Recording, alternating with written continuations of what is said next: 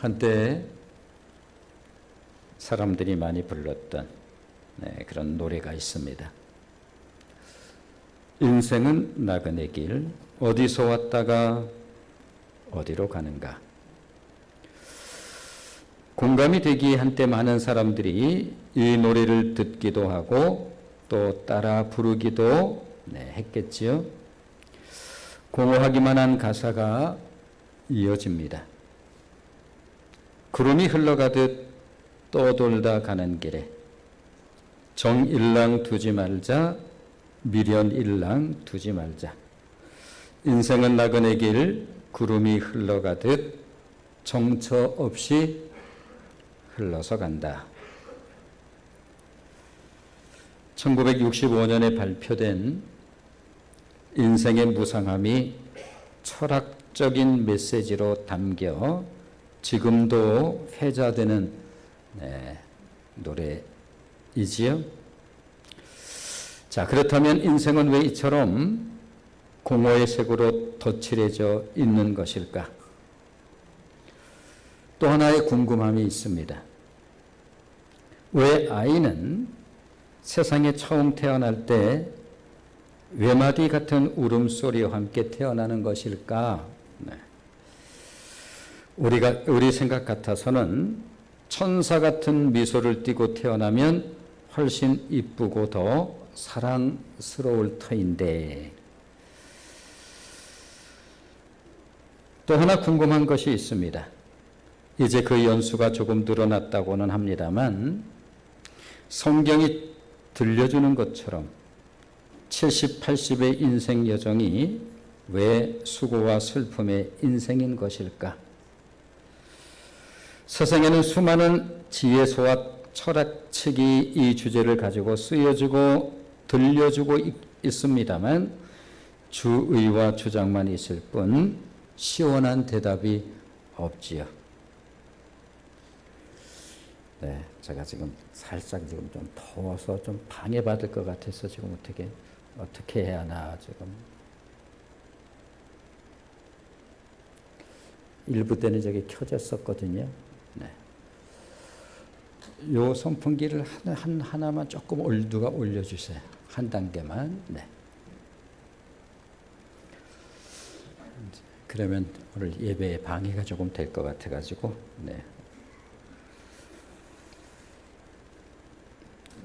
이러한 인생의 난제에 대해서 오늘 본문은 우리를 이끌고 태초, 시작의 자리, 그 첫 자리인 아담에게로 인도해 갑니다.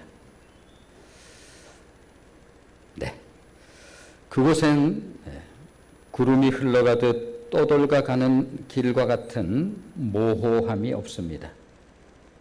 분명한 원인과 이유를 들려주지요.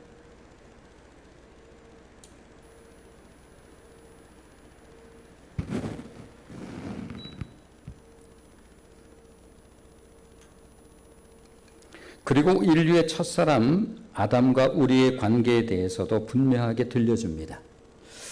자, 한번 들어보도록 하겠습니다. 자, 12절 말씀 같이 읽겠습니다. 시작. 그러므로 한 사람으로 말미암아 죄가 세상에 들어오고 죄로 말미암아 사망이 들어왔나니 이와 같이 모든 사람이 죄를 지었으므로 사망이 모든 사람에게 이르렀느니라. 그렇습니다. 성경 말씀에는 노래 가사처럼 애매한 넋두리가 없지요. 오늘 이야기는 첫사람 아담에 관한 이야기로 시작이 됩니다. 아니, 아주 오랜 옛날 태초의 인간 아담이 우리와 무슨 상관이 있겠어요? 성경은 우리와 직접적인 관계가 있다고 그렇게 들려주고 있습니다. 아담 한 사람으로 말미암아 죄가 세상에 들어왔고 또 그 죄로 말미암아 허무와 슬픔을 상징하는 죽음에 이르게 되었다고 그렇게 말씀을 하고 있습니다. 우리 마음속에 여전히 이러한 생각이 들 수 있을지 모르겠습니다. 아니, 아담의 죄가 그것도 뭐 조금 올라가는 것이 아니라 아주 먼 옛날 아담이 지은 죄가 오늘을 살아가는 우리와 도대체 무슨 상관이 있냐고요? 자, 한번 들어보도록 하겠습니다. 자, 창세기 2장 16절로 17절 말씀입니다. 자, 같이 읽어보겠습니다. 시작. 여호와 하나님이 그 사람에게 명하여 이르시되 동산나무의 열매는 네가 임의로 먹되 선악을 알게 하는 나무의 열매는 먹지 말라. 네가 먹는 날에는 반드시 죽으리라 하시니라. 여기서 주목할 것이 있다고 한다면 이때의 아담은 아담 개인 한 사람이 아니라 인류를 대표하는 대표자로서의 한 사람이라고 하는 사실을 우리들이 염두에 둘 필요가 있지요. 그러므로 아담에게 하신 말씀은 곧 우리 각자에게 하신 말씀이라고 할 수가 있습니다. 자, 그런데 이와 관련해서 신앙 초기에 이 말씀을 들으면서 누구나 한 번쯤은 갖는 반감이 있지요. 아니, 왜 선악과를 만들지 마시지? 선악과를 만들어 놓고는 인간으로 죄를 짓게 해서 이런 어려움을 겪게 하시는 거야. 참, 정말 알 수가 없어. 그래서 신앙생활을 시작하는 그런 분들에게 있어서 이 말씀을 들으면 한 번쯤 갖는 반감 같은 질문이 있는데 왜 하나님께서 굳이 선악과를 만들어 놓고 우리로 하여금 인간으로 죄를 짓게 해서 이런 어려움을 겪게 하느냐라고 하는 이런 마음이 한 번쯤 들으셨을 것입니다. 만일 그렇다고 한다면 필경 무슨 의도가 있으실 텐데 그 의도는 뭘까? 더군다나 먹는 날에는 반드시 죽을 것이라고 하셨는데 이토록 엄중하게 명령하신 이유는 무엇일까?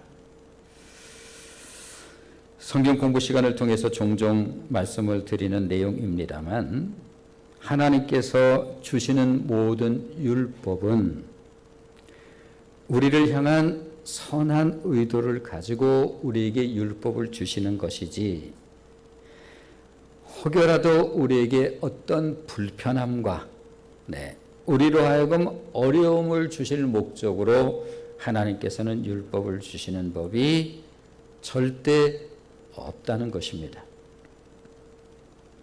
만일 동산 모든 나무의 열매에 대해서 제약을 하나님께서 주셨다고 한다면 그건 우리로서는 조금 좀 불만스러울 수 있을는지 모르겠습니다만 동산에 있는 모든 나무의 실과는 임의로 먹을 수 있다라고 하나님께서 그렇게 말씀하시죠. 얼마든지 어떤 제약도 없이 단 하나 동산에 있는 실과 중에서 선악을 알게 하는 소위 선악과만큼은 절대로 먹어서는 안 돼. 그러면서 거기에 매우 엄한 명령이 따라오죠. 먹는 날에는 반드시 죽을 것이야.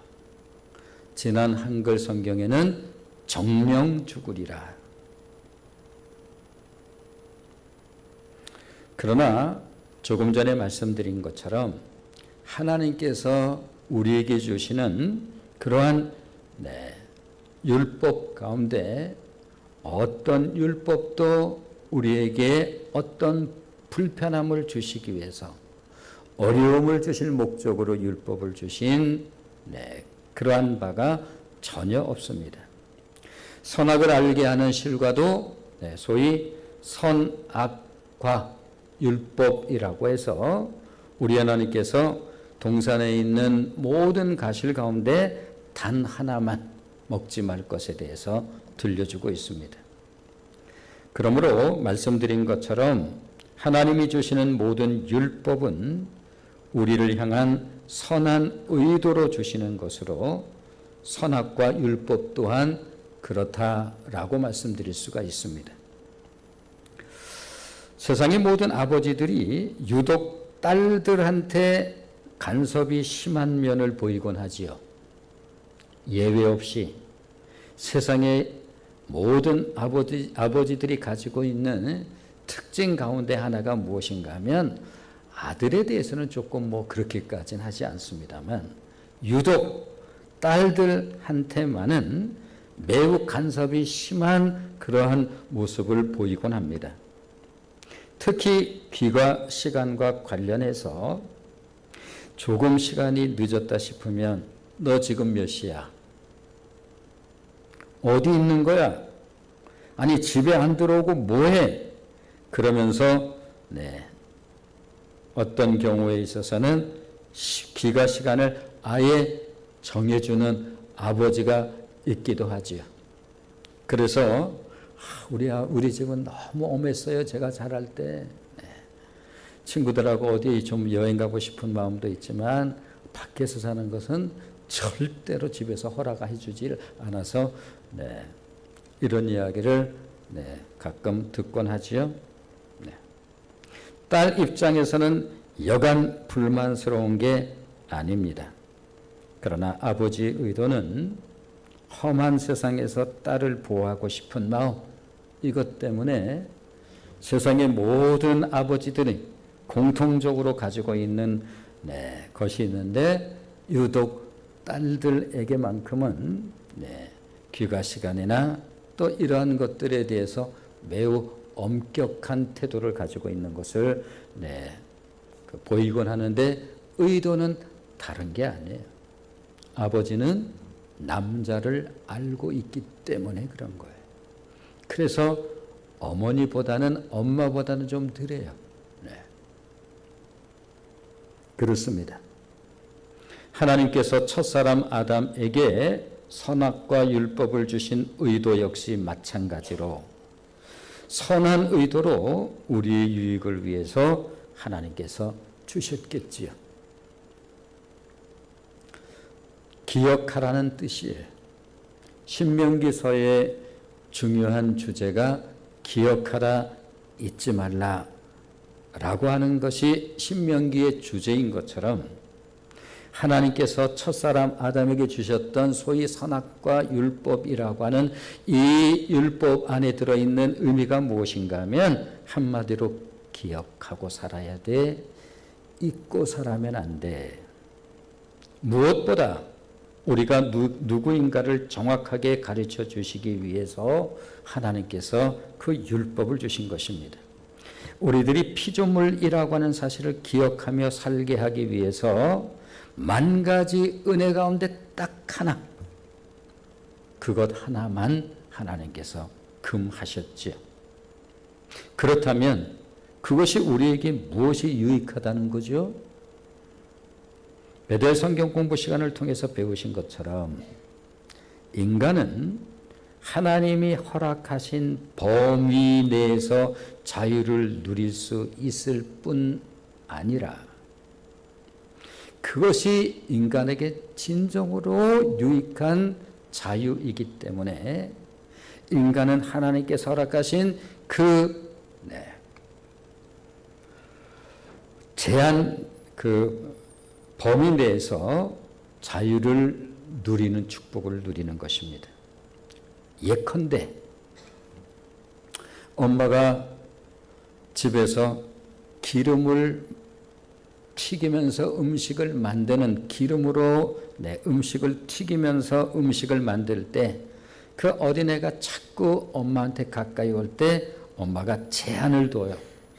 여기 오면 안 돼. 여기 가까이 오면 안 돼. 저기서 놀아. 엄마가 맛있는 거 해줄 테니까 여기 가까이 오면 안 돼. 제한을 두지요.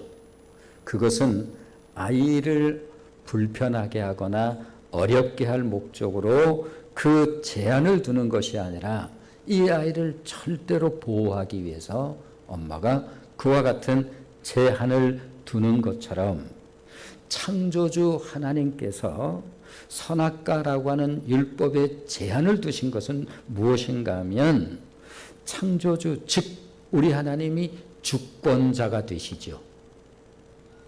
또 우리 하나님은 공급자가 되시고, 그래서 그 하나님을 우리가 복의 근원이라고 그렇게 말을 합니다. 그러므로 이 창조주 하나님과 선관계에 있을 때에 인간은 참된 축복을 삶을 살 수 있다는 사실을 하나님께서 가르쳐 주시기 위해서 만 가지를 허락해 놓고 딱 한 가지를 금하셨는데 그것이 바로 선악과 율법이에요. 피조물이라고 하는 사실을 꼭 기억하면서 살아야 돼. 그래야 복된 삶을 끝까지 누릴 수 있는 거야. 반드시 기억해. 우리가 피조물이라고 하는 사실을. 그런데 사단이 와서 은근히 미혹을 하죠. 네가 주인이야, 네가 주인이야. 굉장히 그야말로 매혹적인 유혹이라고 할 수가 있습니다. 그러나 하나님께서는 당신의 사랑하는 인간을 위해서 모든 것을 허락하시고 딱 한 가지, 이것만은 꼭 지켜야 돼. 그래야 네가 복된 삶을 놓치지 않고 살아갈 수 있는 거야. 이것이 바로 선악과 안에 들어있는 하나님의 선한 의도인 것입니다. 그러나 안타깝게도 아담은 사단에 미혹되어서 하나님의 명령에 불순종했고, 공의로우신 하나님 말씀은 고스란히 인간의 몫으로 돌아오고 말았습니다. 반드시 죽을 것이다. 하나님의 말씀은 어느 것 하나 허투루 된 말씀이 없기 때문에 앞에서 이미 우리가 은혜를 나눈 것처럼 하나님의 품성의 특징이 그분은 거룩하신 분과 동시에 공의로우신 분이기 때문에 당신이 말씀하신 것에 대해서 스스로 접는 법이 절대로 있을 수가 없습니다. 그러므로 공의로우신 하나님의 말씀은 고스란히 인간의 몫이 되어서 돌아오죠. 반드시 죽으리라. 자, 창세기 3장 19절 말씀을 한번 보도록 하겠습니다. 창세기 3장 19절 말씀이에요. 같이 읽어보겠습니다. 시작. 네가 흙으로 돌아갈 때까지 얼굴에 땀을 흘려야 먹을 것을 먹으리니 네가 그것에서 취함을 입었음이라. 너는 흙이니 흙으로 돌아갈 것이니라 하시니라. 하나님의 말씀은 어느 것 하나 허투른 말씀이 없기 때문에 우리가 신앙에 대해서 몰랐을 때는 뭐 이렇게 저렇게 살았습니다만 성경 말씀 한 절 한 절 그렇게 이 부분에 대해서 큰 관심이 없이 신앙생활을 하는 경우들도 없지 않아 있습니다만 하나님의 말씀은 정말 어떤 말씀이든 우리가 그냥 지나칠 수 있는 말씀이 없구나. 네가 흙으로 돌아갈 때까지 얼굴에 땀을 흘려야 먹을 것이야. 아니라고 우길 재간이 없어요. 그때로부터 모든 인생은, 그래서 인생이 70과 80, 그렇지. 그런데 왜 인생이 꼭 수고와 슬픔뿐이어야 되는가? 이 부분에 대해서 은근히 조금 불만이 있을 수도 있고 고개를 가로젓고 싶은 마음이 있습니다만 그럴 수가 없는 것이 무엇인가 하면 우리의 인생이 꼭 그렇기 때문에 그렇습니다. 이 땀 흘림의 수고 없이는 살아갈 재간이 없어요.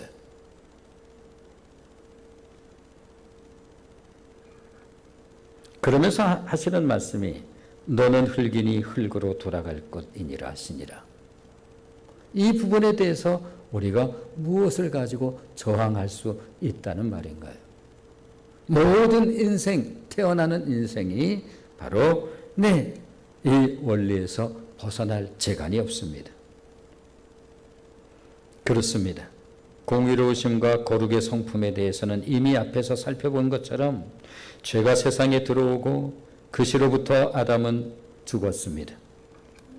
여기서 아담이 죽었다는 것은 영적인 죽음으로 창조주 하나님과의 단절을 의미하지요.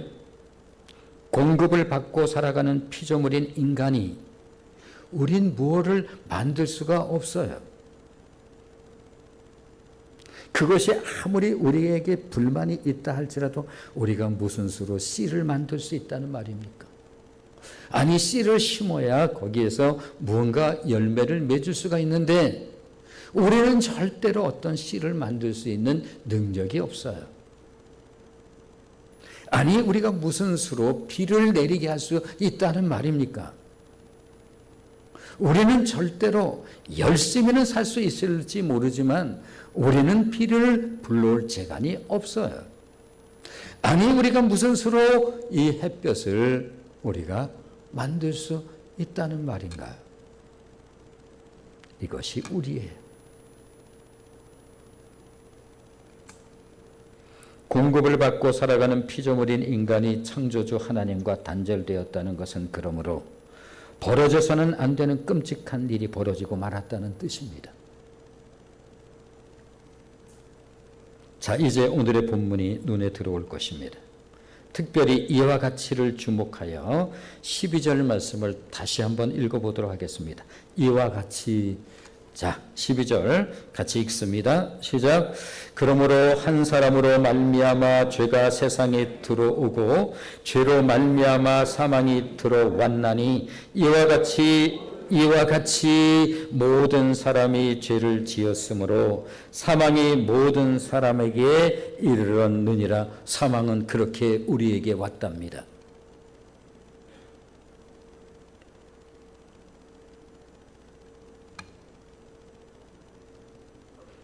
아담이 하나님께 범죄함으로 죄와 사망이 들어온 것처럼 이와 같은 방식으로 모든 사람이 죄를 지은 바 되었고 사망에 이르게 된 것이라고 들려주고 있습니다. 처음 신앙생활을 하는 사람들에게 조금 불편한 부분이 있을 것입니다.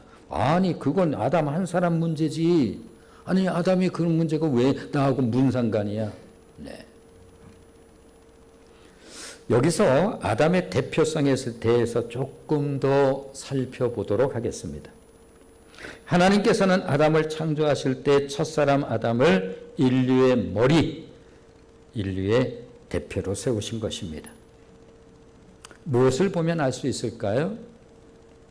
아담이 범죄하기 전 하나님이 아담을 축복하실 때 그 축복은 아담만을 위한 것이 아니라 그의 후손 전체에게 주신 축복이라고 하는 사실을 우리는 성경을 통해서 확인해 볼 수가 있지요. 자, 창세기 1장 27절, 28절 말씀입니다. 자, 같이 읽어보겠습니다. 시작.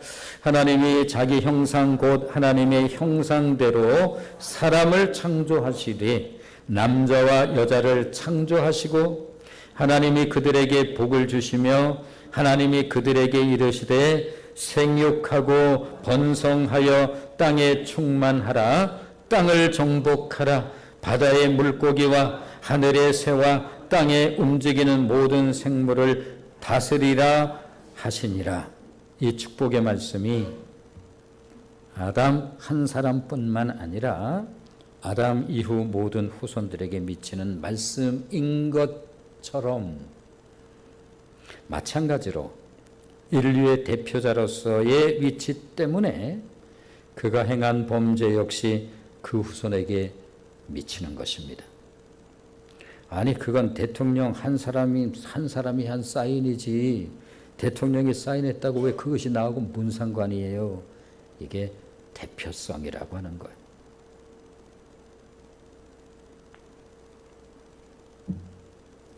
왜냐하면 대통령이 공적으로 한 그 일에 관해서 우리나라를 대표하고 있기 때문에 그렇습니다. 이런 이유로 아담이 범죄한 죄를 일컬어서 소위 오리지널 신, 원죄라고 부르고 있는 이유인 것입니다. 그러기에 아담의 죄가 우리에게 전가되었고 우리들은 태어나면서 죄 가운데 태어난 죄인인 것입니다. 그렇죠? 아무리 부인하고 싶고 아니라고 팔을 내주고 싶고 도리도리를 심하게 하고 싶은 마음이 있다 할지라도 그것은 의미가 없습니다. 이 죄의 전가 원리를 다윗은 정확하게 이해를 하고 있었던 것이지요. 다윗의 위대함입니다. 다윗은 어떻게 이러한 부분들을 정확하게 알고 있었을까? 자, 시편 51편 5절 말씀, 앞에서도 여러 차례 말씀드린 내용입니다만, 자, 한번 같이 읽어보도록 하겠습니다. 같이 읽겠습니다. 시작. 내가 죄악 중에서 출생하였으며 어머니가 죄 중에서 나를 잉태하였나이다. 그렇습니다. 하나님, 내 앞에는 항상 죄가 있습니다.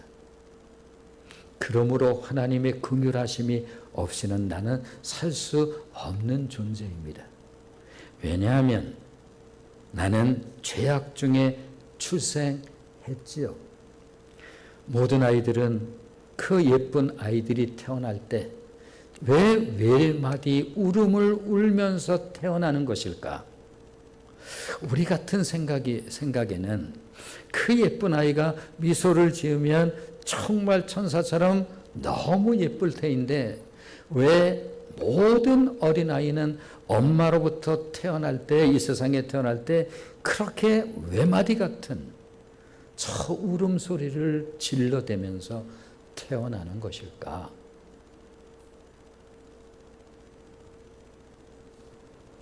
다윗이 대답을 해줍니다. 하나님, 나는 죄악 중에 출생했습니다.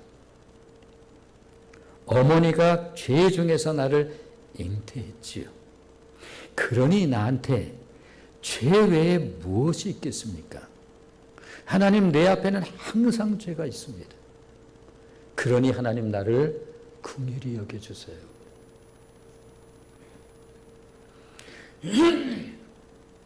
따라서 다윗이 하나님에게 특별히 사랑을 받은 것은 그가 죄가 없기 때문이 아니에요.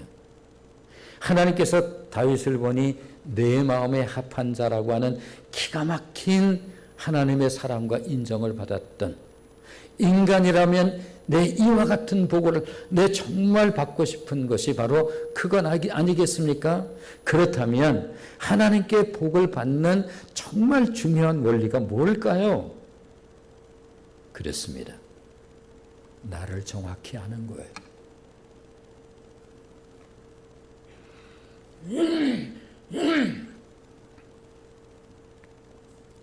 다윗이 하나님에게 특별히 사랑을 받은 것은 그가 죄가 없어서가 아니라 이 죄를 정확히 알고 있었고 진실로 하나님이 원하시는 것이 무엇인지를 그는 바르게 알고 있었습니다. 시편 51편 17절 말씀을 이어서 읽도록 하겠습니다. 같이 읽습니다. 시작. 하나님께서 구하시는 제사는 상한 심령이라 하나님이여 상하고 통해하는 마음을 주께서 멸시하지 아니하시리이다. 로마서를 통해서 우리가 계속 받고 있는 은혜 가운데 하나가 무엇인가 하면 우리가 하나님 앞에 체를 한다고 하나님께서 그것을 그런 것으로 받아주지 않는다는 거예요. 내가 아무리 거룩한 척해도 하나님은 절대로 그렇게 봐주시는 분이 아니에요. 우리 하나님은 내가 매우 연약한 존재라고 하는 사실을 잘 알고 계신 분이신 것입니다. 이미 앞에서 죄에 대해서 우리가 은혜를 나눈 것처럼 과거에 지은 죄, 현재에 지은 죄, 미래, 아니 내가 짓지도 않는 죄를 우리 하나님께서는 우리가 연약한 존재라고 하는 사실을 잘 알고 계셔요. 그래서 우리의 모든 죄를 우리에게 묻지를 아니하시고 예수 그리스도 당신의 독생하신 아들에게 묻기로 작정하신 거예요. 그러므로 신앙생활을 진짜 잘하기 위해서는 진리의 말씀에 대한 이해를 정확하게 하고 있어야 되는 거예요. 신앙은 척의 세계가 아니에요. 그런 척 하나님 절대로 그거 받아주지 않아요.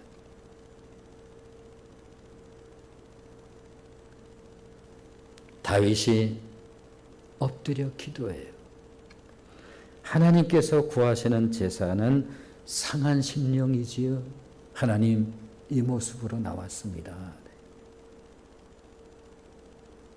이와 같은 신앙 공동체는 척하는 기도가 어떤 기도인지 잘 알고 있어요. 그런 기도 안 해요.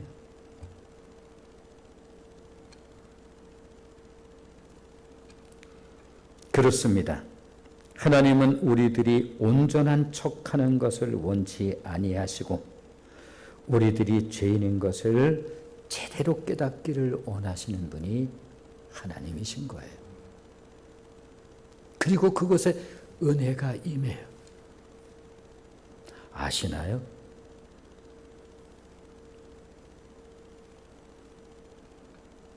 그렇습니다. 우리는 모두 원죄를 가지고 태어난 사람들이에요. 그렇게 외마디 울음소리와 함께 그것이 내가 어떤 존재인지를 드러내는 시작의 자리예요. 이미 앞에서 살펴본 것처럼 어느 부모도 자기 자식에게 거짓말을 가르쳐 준 적이 없지만 그래서 모든 부모가 자녀들에게 하는 말이 똑같습니다. 엄마는 네가 거짓말하는 게 제일 싫어. 즉 이것을 100번 강조하고 있지만 아니 세상 사람들은 처음에 당황하지요. 얘가 이걸 어디서 배워서 늘 남에게 넘기는 그런 기질이 인간에게 있기 때문에 배우긴 어디서 배웁니까? 그대가 그랬던 것처럼 이 아이도 자라면서 속에 있는 게 겉으로 나오는 거예요.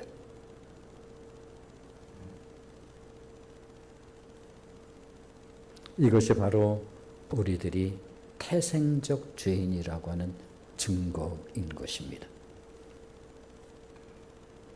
이런 이유로 오늘 본문은 아담 한 사람의 죄가 어떻게 모든 인류에게 미쳤고 또 예수 그리스도 한 사람의 은혜가 예수 그리스도를 믿는 모든 사람에게 미치는지를 우리에게 들려주고 있는 것입니다. 자, 오늘 본문 15절로 17절 말씀이 이제는 눈에 막 들어오지요. 그렇습니다. 같이 읽어보겠습니다. 자, 15절로 17절 읽습니다. 시작. 그러나 이 은사는 그 범죄와 같지 아니하니 곧 한 사람의 범죄로 인하여 많은 사람이 죽었은즉 더욱 하나님의 은혜와 또한 한 사람 예수 그리스도의 은혜로 말미암은 선물은 많은 사람에게 넘쳤느니라. 또 이 선물은 범죄한 한 사람으로 말미암은 것과 같지 아니하니 심판은 한 사람으로 말미암아 정죄에 이르렀으나 은사는 많은 범죄로 말미암아 의롭다 하심의 이름이니라. 한 사람의 범죄로 말미암아 사망이 그 한 사람을 통하여 왕노릇하였은즉 더욱 은혜와 의의 선물을 넘치게 받는 자들은 한 분 예수 그리스도를 통하여 생명 안에서 왕노릇하리로다. 그렇습니다. 이제 하나님께서는 한 사람 아담으로 말미암아 죄와 사망 가운데 있는 우리의 이 근원적 문제, 태생적 문제, 우리는 문제 가운데 잉태되었고 문제 가운데 태어났으며 우리는 문제 가운데 살아가고 있습니다. 그래서 이 부분을 모르는 수많은 인생들이 할 수 있는 것이 바로 녹두리 같은 노래를 하는 거예요. 인생은 나그네 길, 어디서 왔다가 어디로 가는 거지? 구름이 흘러가듯 또 돌다 가는 길에 우리가 거기에 미련둘 게 뭐 있어? 거기에 우리가 정을 들 게 뭐 있어? 인생은 나그네 길, 어디로 왔다가 어디로 가는 것일까? 꽤 철학적인 내용이 담겨 있는 거예요. 그러니까 그 노래 속에는. 그러나 답은 없어요. 무수한 인생들이 그렇게 사는 거예요. 왜 인생이 꼭 수고와 슬픔뿐 이어야 하는가? 라고 하는 거죠.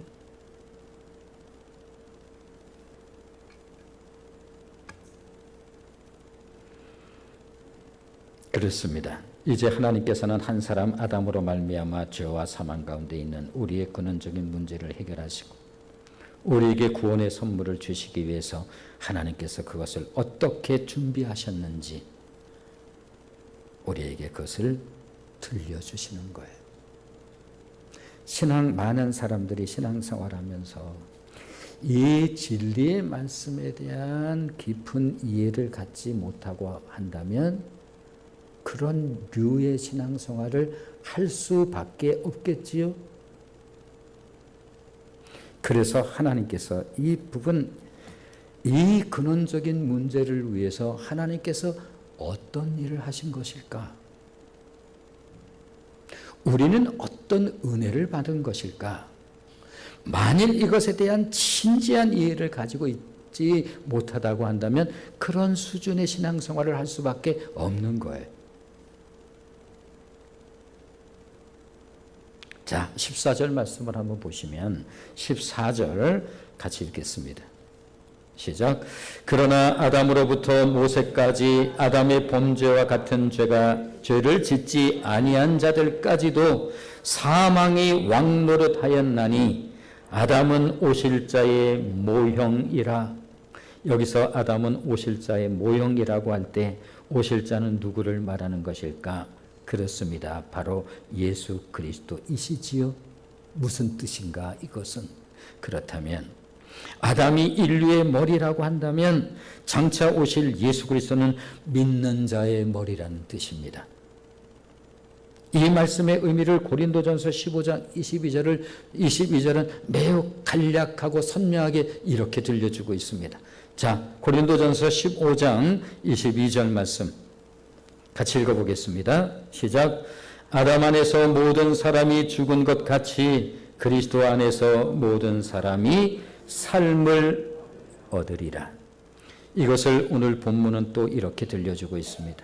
자, 18절 말씀 우리 같이 읽겠습니다. 18절 읽습니다. 시작. 그런즉 한 범죄로 많은 사람이 정죄에 이른 것 같이 한 의로운 행위로 말미암아 많은 사람이 의롭다 하심을 받아 생명에 이르렀느니라. 그러므로 우리들은 여기서 하나님의 깊은 마음을 읽을 수가 있습니다. 우리를 사랑하는 그 마음만큼 당신의 독생하신 아들 예수 그리스도가 우리들에게 어떤 의미인지를 들려주고 싶고 깨닫게 하시고 싶은 철저한 마음이에요. 우리는 은혜 받을 때 우리가 은혜 받았지요. 네.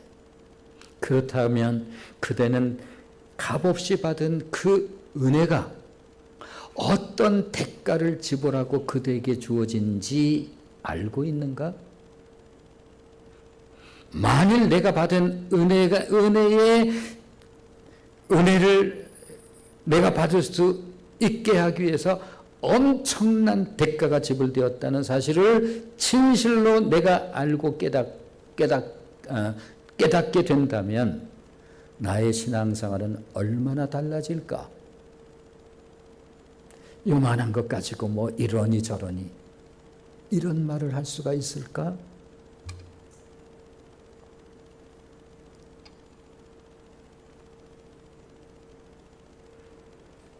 당신의 아들 예수 그리스도의 순종이 무엇인지, 순종의 가치가 어떤 것인지를 정말 알려주고 싶은 거예요. 우리들이 흔히 은혜 받았다고 하는데, 그리고 그 은혜는 값없이 받는 것이라고 그렇게 알고 있는데, 그렇다면 그대가 값없이 은혜를 받기 위해서 그 안에는 어마어마한 대가가 지불되었다는 사실을 그대는 알고 있는가라고 하는 거예요. 왜냐하면 그 은혜에 대한 깊은 이해만큼 신앙생활을 할 것이 분명하기 때문에 그렇습니다.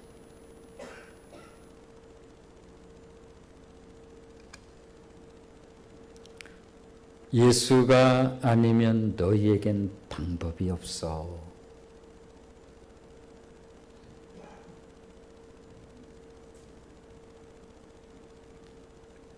예수 그리스도가 아니면 우리는 아무런 방법이 없습니다. 다시 말하면 어떻게 해볼 도리가 없어요. 우리는 그런 존재예요.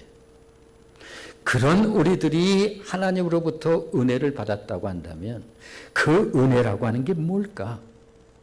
그리고 은혜는 그야말로 값없이 받는 것이라고 하는데, 값없이 받아서 그것은 그냥 가벼운 것일까? 그럴 리가요. 형용기 어려운 값지불이 되어 있는 거예요. 19절 말씀을 한번 보시면 19절을 같이 읽습니다. 시작.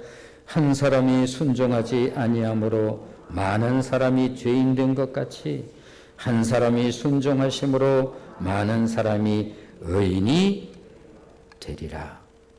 다시 말해, 우리들을 사랑하는 그 사랑의 크기가 놀랍고 큰 만큼 그 대가가 얼마나 큰 것인지를 깨달아 알기를 원하고 계신 것입니다. 왜냐하면 예수 그리스도가 복음의 진정한 가치이기 때문에 그렇죠. 자, 갈라디아서 4장 4절 말씀을 한번 보시면 갈라디아서 4장 4절 같이 읽습니다. 시작. 때가 참에 하나님이 그 아들을 보내사 여자에게서 나게 하시고 율법 아래에 나게 하신 것은, 이 말씀도 그냥 가볍게 읽을 수 있겠습니다만, 말씀의 은혜를 받다 보면 이런 의미가 담겨 있는 것인데 그냥 읽곤 했지요.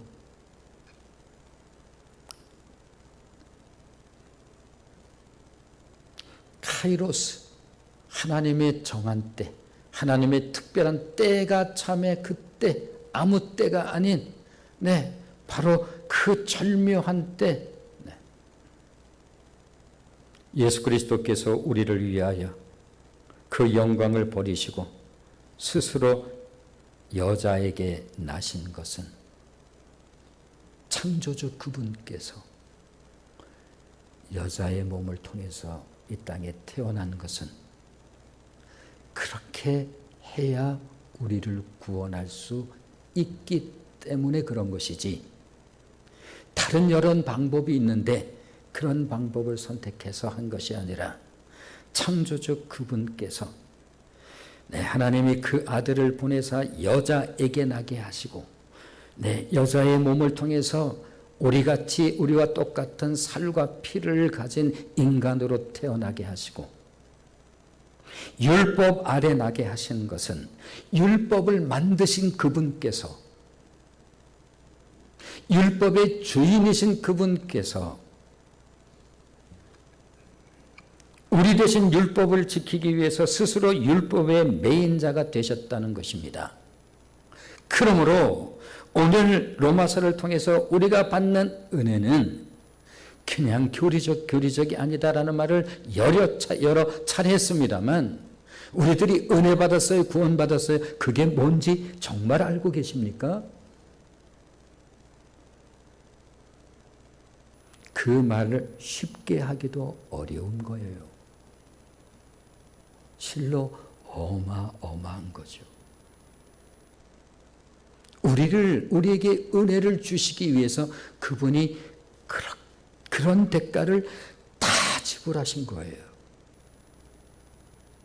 창조주 하나님이 여자의 몸을 통해서 태어난 거라니까요. 그분은 율법을 만드신 율법의 주인이세요. 그분이 그렇게 함으로 율법의 메인자가 된 것은 율법 아래 있는 우리들을 율법으로부터 구원하기 위해서 그렇게 하신 거예요. 그리고 십자가에 달려 그 당신의 생명을 우리에게 내어주신 거예요. 그것을 우리는 은혜라고 말하는 거예요.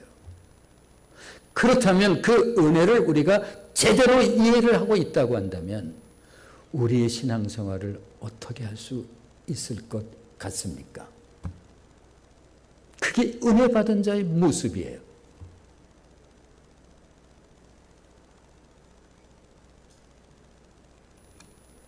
이것이 우리들이 지상에서 받을 수 있는 최고의 선물인 것입니다.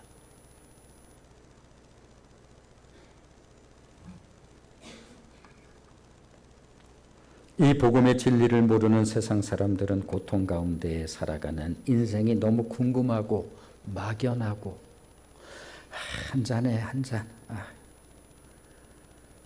인생 뭐 있어? 날마다의 모습이지요. 내 모든 필부들이 살아가는 날마다의 모습이에요. 일어나 이제 또 내일 일해야지. 네. 가자고. 네. 다른 모습이 있던가요?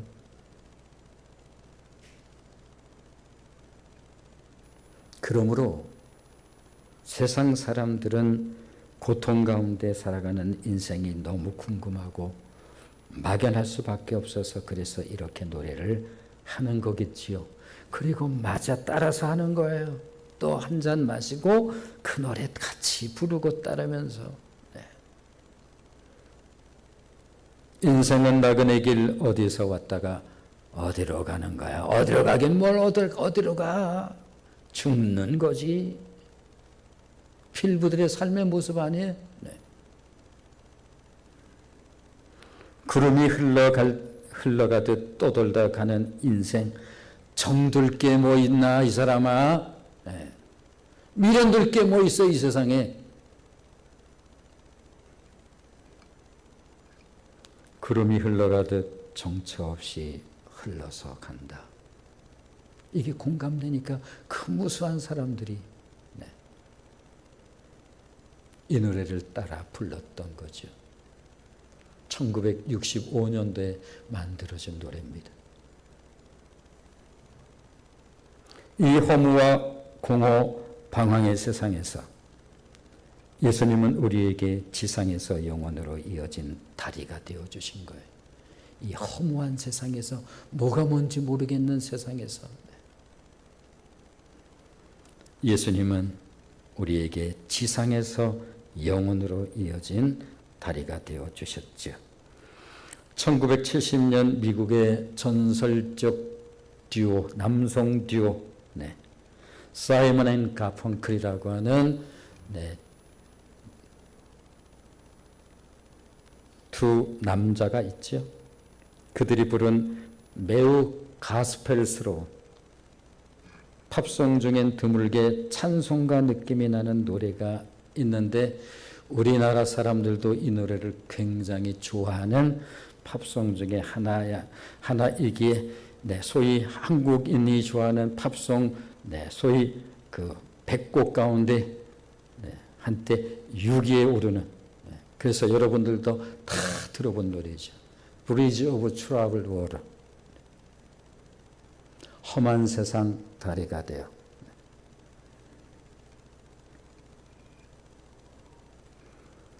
험한 세상 다리가 되어주신 예수 그리스도. Like a bridge over troubled water, I will lay me down. Like a bridge over troubled water, I will lay me down. 무상과 방황이 없는 이외의 우리 인생에 있어서 아시나요? 내가 받은 구원이 무엇인지, 아시나요? 내가 받은 은혜가 무엇인지. 21절 말씀을 읽으면서 마치겠습니다. 21절 같이 읽습니다. 시작. 이는 죄가 사망 안에서 왕노릇한 것 같이 은혜도 또한 의로 말미암아 왕노릇하여 우리 주 예수 그리스도로 말미암아 영생에 이르게 하려 함이라. 지상에서 영원으로. 그래서 얼마 전에 조금 소개했던 이어령 전 장관의 따님인 이민아 변호사, 이민아 목사가 쓴 책, 아들이 죽고 나서 제가 금요 심야기도 때 조금 소개했어요. 25살짜리 그 큰아들을 먼저 보내고 나서 하나님께 본격적으로 매달리기 시작했습니다. 하나님, 천국은 확실히 있는 것인가요? 그러면서 그분이 쓴 책 가운데 땅에서 하늘처럼, 그것을 그의 육신의 아버지 이어령 교수가 보는 거예요. 딸의 삶. 그리고 그분도 이 다리를 건너죠. 기도하겠습니다.